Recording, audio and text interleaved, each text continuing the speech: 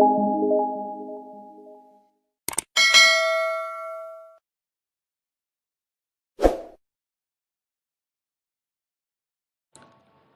channel dakwah ini dengan menekan tombol like, share, dan subscribe. Terima kasih untuk kalian semua. Assalamualaikum warahmatullahi wabarakatuh. Bismillahirrahmanirrahim. Di tengah kesibukan hidup oleh dunia, membicarakan manusia memang seperti tidak ada gunanya, hanya membuang-buang waktu saja. Apalagi mempertanyakan kehidupan manusia sama saja dengan mempertanyakan bagaimana awal mula keberadaannya. Pertanyaan itu adalah salah satu pertanyaan yang lugu namun juga membingungkan. أَوَلَا يَذْكُرُ الْإِنسَانُ أَنَّا خَلَقْنَاهُ مِنْ قَبْلُ وَلَمْ يَكُ شَيْئًا. Dan tidakkah manusia itu memikirkan bahwa sesungguhnya kami telah menciptakannya dahulu, padahal sebelumnya dia belum berwujud sama sekali. Kita sebagai manusia, terlebih bagi seorang muslim, sudah seharusnya memikirkan tentang penciptaan langit, bumi, dan manusia itu sendiri. Apakah manusia itu sendiri yang telah menciptakannya?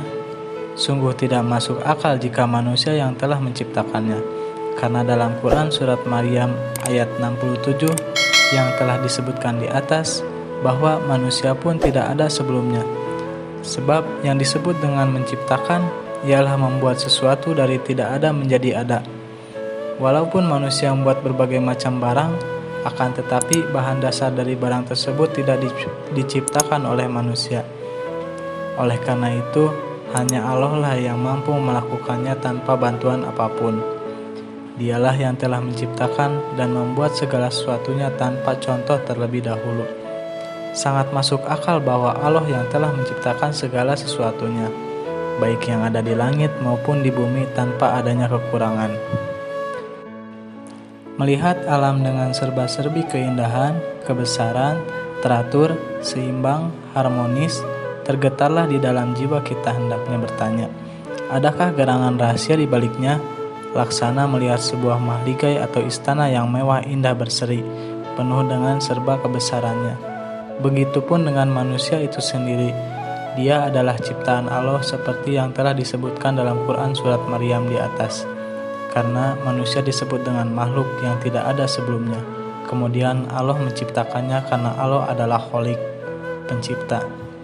Dengan kata lain bahwa Allah telah menciptakan manusia, sedangkan manusia tidak ada sama sekali sebelumnya.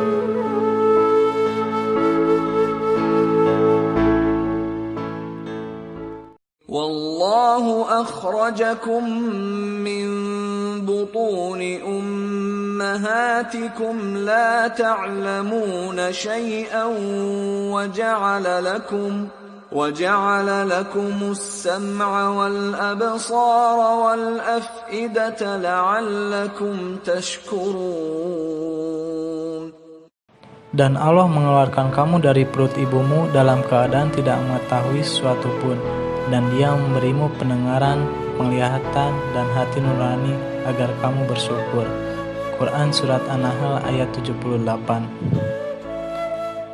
Allah telah melimpahkan karunia kepada manusia dengan memberinya potensi, yaitu pendengaran agar manusia bisa mendengar suara, penglihatan agar manusia bisa melihat, dan hati agar manusia dapat membedakan mana yang baik dan buruk bagi dirinya.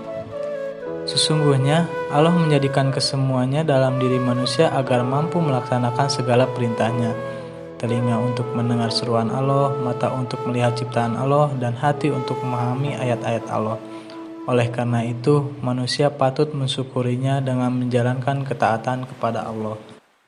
لَقَدْ خَلَقْنَا الْإِنسَانَ فِي أَحْسَنِ تَقْوِيمٍ.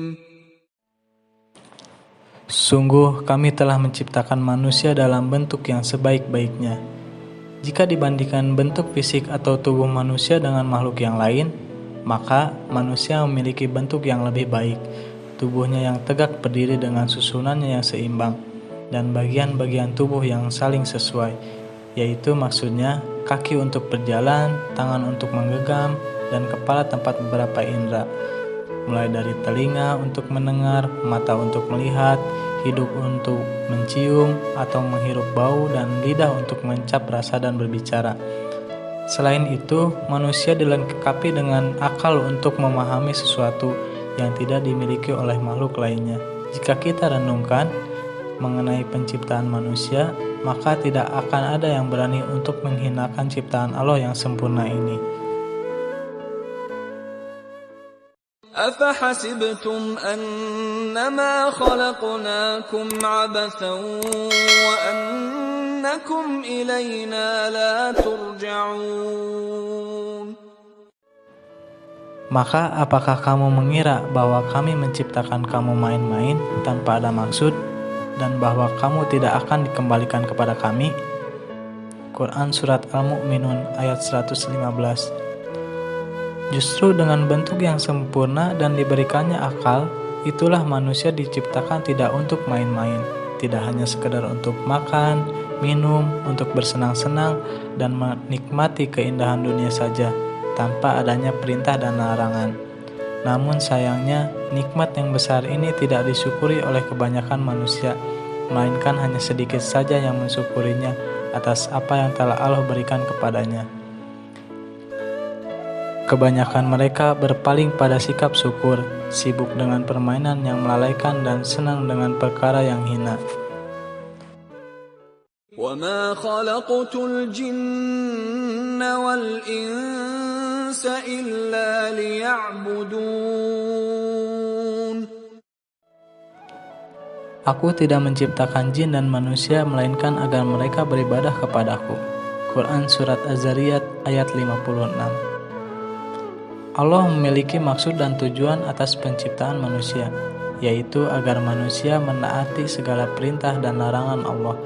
Jika melaksanakan perintah Allah, maka manusia akan mendapatkan pahala.